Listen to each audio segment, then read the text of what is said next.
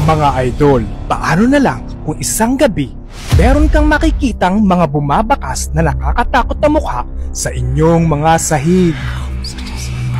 Nakakatakot naman po yan, Kuya Jibe. Ano po kaya ang gagawin ninyo? Tara po, talamin po natin. Babalala mga idol, kung kayo po ay likas na matatakotin at kung ayaw nyo po nakakarinig ng ganitong klaseng kwento, skip nyo na lang po ang video ito, okay? Noong taong 1971, merong isang matandang babae ang naninirahan sa lumang bahay sa Belmez, Spain. At ang pangalan ng matandang babaeng ito ay si Maria. Si Maria ay nakatira sa isang lumang bahay sa Spain na kung saan ito ay ginawa noong 1830 pa. Ang tanging reklamo lang ni Maria sa kanyang natirhang ito ay kung bakit meron siyang nakikitang mga mukha na nakakatakot na bumabakas sa kanyang sahig. Saan po kaya lang galing yan, Kuya JB? Nakakatakot naman. At ito po ang kanyang nakikita sa kanyang sahig. Grabe mga idol, itsura talaga siyang tao mga idol, nakakatakot tingnan. Noong una mga idol, hindi naman po niya pinapansin ang mga ito. Kaya lang, napapansin po niya, unti-unti na pong dumadami ang mga mukha sa kanyang sahig. At dito na po siya natatakot. At para bang, ang kanya daw pong natirhang bahay ay haunted. At dito na nga po nag-decide ang asawa ni Maria na bakbakin na lang po yung parte ng sahig na may mga mukha para daw po palitan ng panibagong semento. At para daw po, hindi na po matakot ang asawa niyang si Maria. E di yun, napalitan niya mga idol ang sahig. Kaya lang lumipas po ang ilang araw, bumalik po ulit yung mga dasto ng mukha sa sahig ni na Maria. At tila mas dumami pa at nagkaroon pa po ito ng iba't ibang mga ekspresyon ng mukha. Nakakatakot! Nagkaroon po dito ng mga mukha ng batang babae, batang lalaki, dalaga, binata, samot-sari pa. Yung tila tumatawa sila o parang sumisigaw. Ganun po mga itsura nila sa mantsa doon sa sahig ni na Maria. At lumipas po ang ilang araw, nagpunta na po si Maria sa mga investigador para tulungan daw po siya kung anong meron sa kanyang bahay.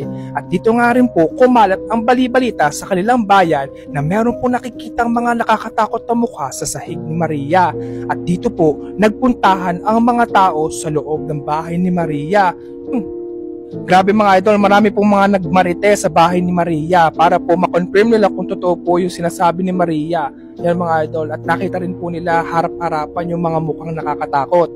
At sabi nga po ng mga investigador, nung hinukay po yung parte na sahig sa loob ng bahay ni na Maria, meron po silang natagpuan dito at nadiskubre na ang tinatayuan palang bahay ni na Maria ay dating sementeryo. Grabe mga idol, nakakatakot. Opo, dati daw po itong sementeryo noong 13th century pa. Grabe, ang tagal na nun mga idol. Kaya pala daw marami nagpapakitang mukha doon sa sahig.